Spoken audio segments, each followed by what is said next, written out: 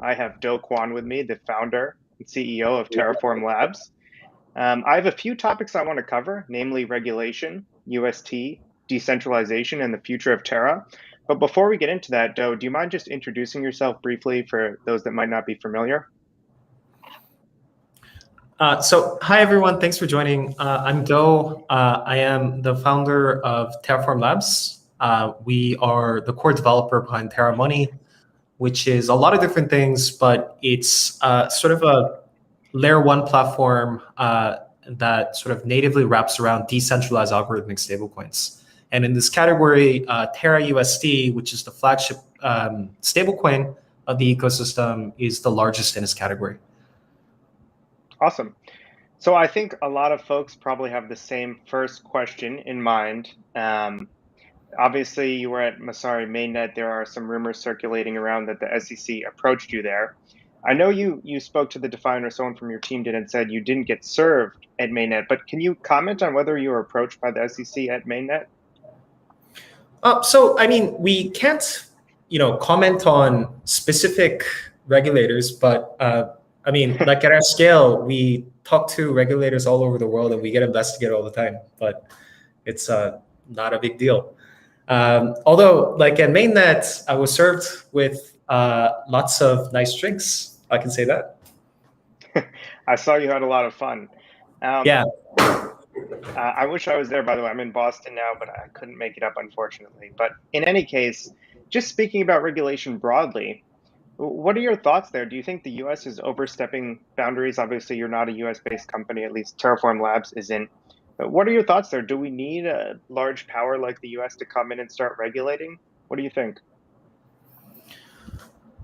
Uh, I mean, I think that's a pretty broad question. I think some motivations of regulators are definitely justified. I mean, security laws exist for a reason, right? So, one of the things that the crypto industry gets a lot of criticism for is there aren't like a set of like rules that govern like what types of projects are absolute scams and what projects are not. So, Right. retail investors are just sort of left to their own tools to determine what is a scam and what is not. And in sort of like a fast-moving, forward-looking type of industry, that's really, really hard to do. So I think there's a decent amount of merit in trying to sort of, to separate the shit from the gold, if that makes sense. But at the same time, I think it's definitely a challenging time to be a crypto builder in the United States, and I think that's because, sort of for lots of different reasons, right? So, I mean, for example, if you sort of impose, onerous regulations on builders that are trying to do really interesting things, even though that results in investor protection at times, sometimes that results in a loss of investor opportunity, or but more importantly, it sort of results in a loss of potential for innovation, right? So if sort of like the axis for building the most productive protocols for the next iteration of the internet moves from, let's say, the United States to different countries, let's say Korea or Singapore. In that case, that opens up a bigger opportunity for builders abroad, but at the same time, for builders in the United States, that is a big loss. And in some cases, like sort of things that are done in the name of investor protection can be a little bit difficult to understand, right? So, for example, if a project is giving out free tokens in exchange for an airdrop, a lot of them sort of avoid US-based users because they're worried that there might be a violation of security laws. But then that sort of results in opportunity cost to the tune of hundreds of thousands of dollars, if not millions of dollars, for lots of users. So it can be a little bit hard to understand unless like you sort of wade deep into security laws in terms of whether that's investor protection or investor or profit prevention, if that makes sense. Yeah, absolutely. Yeah, I think I'm in mostly agree there. I do wonder, obviously, Mirror is a project on Terra. I'm a huge fan of it. I think we should be opening up um, US equities to the globe, to anyone that wants access to them. But it is a bold project to start with, bring synthetic stocks on the blockchain. Did you, when you went into this, did you consider that it might ruffle feathers, or is the mission of bringing these equities to anyone more important than any of that? Well, so I mean, there are a ton of different synthetic protocols in the world, right? But Yeah. then, like most of the synthetic products actually sort of wrap around, let's say, a synthetic Bitcoin or synthetic Ethereum or synthetic ERC20s, which is like, why? Like, what's the point? Like, you can already buy these things on blockchains. Like, why create a synthetic version of them? Is the point to exploit the inherent inefficiencies of the pegging mechanisms to create arbitrage opportunities? It wasn't like totally clear to me as to why these things were being done. One thing that's clear is that one thing that's clear is that there's a lot of people that don't have access to some of the most attractive asset classes in the world. And I think synthetics protocols that succinctly pegs to each one of them creates more opportunity for investors around the world than sort of a synthetic protocol that does not. So I think as builders, we sort of have a responsibility to make sure that we increase financial access to everyone that wants it. And insofar as you're sort of fulfilling that mandate, I don't think there's any goal that is more important than doing just that. Gotcha. And then switching gears a bit, what in your mind, what can the US do if they want to come down heavy on regulations, which I would not be in support of, but obviously you're not based in the US. You do service customers in the US, but you don't necessarily target them. Can the US intervene more than simply blocking the front end if we can't stop these blockchains? Um, are you asking me to offer strategic advice to regulators to better clamp down on DeFi? I'm not. I'm just trying to get a sense of the best example I I mean, can I think of could is do that. I could do that. It's just that I charge by the hour, and I'm not sure if they can afford me, to be honest. sure. The best example I think of is Uniswap. Obviously, we know the SEC is investigating them.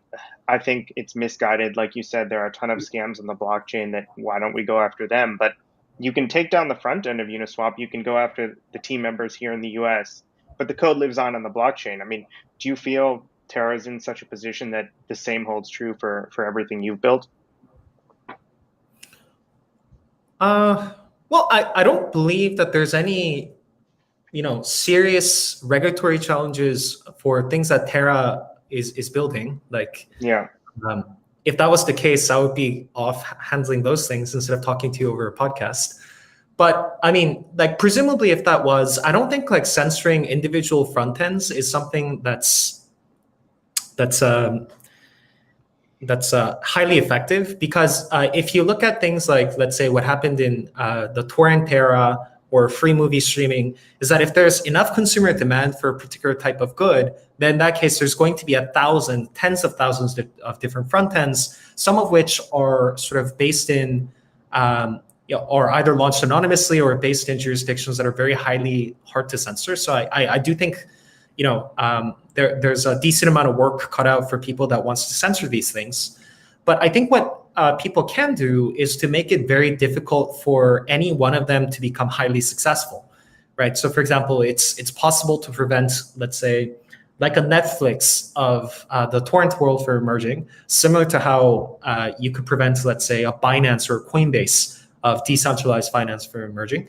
But in sort of like and this is, I think, one of the things that protocols really disrupt, right? Because you don't need to run like the most successful front end in order for something to be absolutely massive. You can have a value capture mechanism underlying all those things where the protocols themselves can build a community and to galvanize a large number of people behind them. So I think we're in truly uncharted waters, so we'll have to see what happens. But from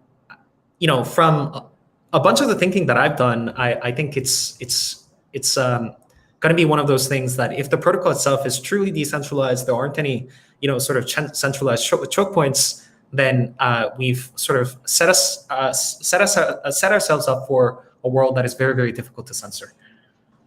Yeah, awesome. I think you helped transition well to the topic of decentralization.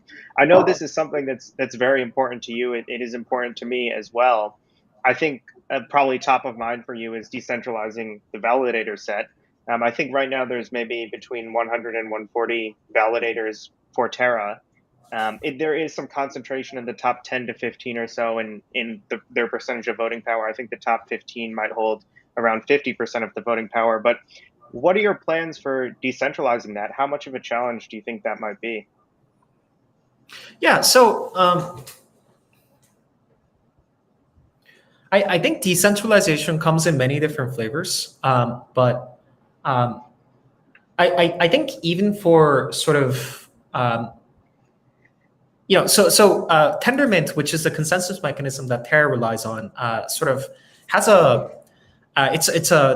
uh, delegated proof of stake mechanism. So which means that it's sort of predicated upon like a set of very active delegates, similar to how there's sort of like a national assembly or like a congress that determines different types of consensus states that are quite active in sort of building on top of the blockchain, participating in governance, participating in the formation of consensus. So while this is expected to scale out over time, like in the immediate short term, like growing into, let's say, 10,000 different validators is not of immediate importance. So when we say decentralization, what we are most concerned with is sort of the decentralization of power. So for example, when there's going to be like an important change coming to the rules of the protocol, or where there's wealth generation in the Terra ecosystem, is that wealth, is that decision-making process sufficiently decentralized? Does it have sufficient input and feedback from as many members of the community as possible? And from that standpoint, I think Terra is decentralizing quite quickly. So just about a year ago, when we were putting out governance proposals, the only people that were participating were maybe, like large funds that were heavily invested into the Terra ecosystem and maybe like a few TFL employees. So that's changed rapidly throughout time. So like now we don't even really participate in any governance discussions, or nor do we vote on any of the proposals. And I think a lot of the funds have either divested or they're not quite as active in sort of the governance discussions that are happening. But I think what we can say as lunatics is that the community that we've been able to build around the Terra ecosystem is absolutely massive. So there's tens of thousands of disparate voices that are weighing in to everything between like parameter changes on the blockchain to new protocols that are launching to how the community funds should be spent. So I think sort of decentralizing and making sure those voices are all heard and are synthesized into new directions for the protocol is step one. And step two, sort of I want to say like the number of validators or people that are participating in consensus, sort of like a natural secondary effect to that. Gotcha. You brought up something interesting. I'm curious. I think a lot of people are probably envious of the community your team and you have been able to build and has grown over the past 6 to 8 months. It's been crazy to see the lunatics, as they're called. Can you talk about how you achieved such success in building such a strong community? I think Terra probably has one of the strongest communities in DeFi in general. So what do you think is the reason for that? Well, I think that's because it represents one of the biggest ideas, right? So, for example, even for me, like I participate in lots of different blockchain communities, and some of these ideas can be quite compelling and interesting. So, for example, it is quite important, and I would go far as to say it's mission critical for us to have robust Oracle infrastructure that correctly reports off-chain data and that brings it on to the blockchain. It is important to have extremely fast blockchains that can sort of outpace the rate by which Ethereum can scale. It is very important to make sure that we have token curated registries with high fidelity. It is important that we have bridging solutions that can connect different types of assets across all the different asset classes. But I think the foundational idea that makes cryptocurrencies the most interesting is this idea of a decentralized currency.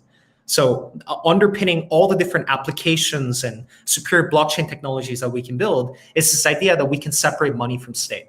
And that's the idea that Terra represents, right? The idea that in order to build a decentralized economy, we need decentralized money. And because that idea is more exciting than anything else that exists in blockchains, I think that's why lunatics spend more time and more of their energies and are more excited about the vision that Terra represents than almost anything other. Gotcha. So going back to the decentralization topic, obviously Terraform Labs has had a huge hand in incubating the main projects on Terra and some of the future projects coming up. I've heard in other interviews you've talked about, Terraform Labs needing to become credibly neutral. But when do you think the right time to do that is and to kind of step back? I think you're probably very surprised by the growth you've seen. You're almost a top 10 blockchain now. But when is it the right time for TFL to take that step back? Sure. So by many metrics, that's already happening. So you know, throw back to, let's say, October of 2020. The only app that was on Terra was Chai, which was a payment company that I built. Maybe 3 months later, like in January of 2021, the only app was Mirror, which was sort of our first foray into DeFi. And then maybe a few months after that, Anchor. So it was a lot of TFL projects that was leading the charge. But now, just in terms of NFT projects that have announced themselves, it's like 60 and Yeah. like 10 different OpenSea competitors. There's dozens and dozens of different DeFi apps that are all each doing very interesting things. So from that perspective, the ecosystem is already decentralizing, and the market share of the innovation that TFL is bringing to the table in the overall ecosystem is rapidly shrinking. A lot of TFL employees are sort of splitting off into new companies to build things from sort of credible node infrastructure to different dApps to developer education and tooling products on top of Terra. So the company itself is already quite rapidly decentralizing as well. What I will say is that our mandate is quickly changing. I think one of the things that we did really well, I would